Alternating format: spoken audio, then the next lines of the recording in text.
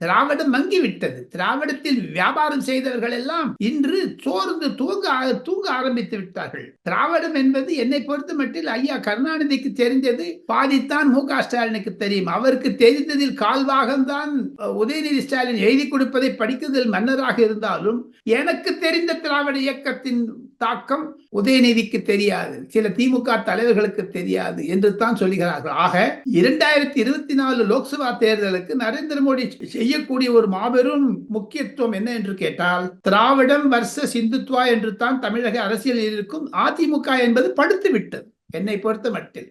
எடப்பாடி பழனிசாமிக்கு அனைத்து வசதிகளை எல்லாம் படித்து கொடுத்தார் நரேந்திர மோடி. அதற்கு அதிமுகவும் பாஜகவிற்கு உதவி செய்திருக்கிறார்கள். ஆனால் திமுகவும் கூட ஏன் சரணடைய ஆரம்பித்து விட்டது? உதயநிதி ஸ்டாலின் ஏன் மாண்புமிகு பிரதமரை ரகசியமாக சந்தித்து அது என்ன பேசிட்டாங்கன்னு சொல்லவே இல்லையே. இதையெல்லாம் வைத்து பார்த்தால்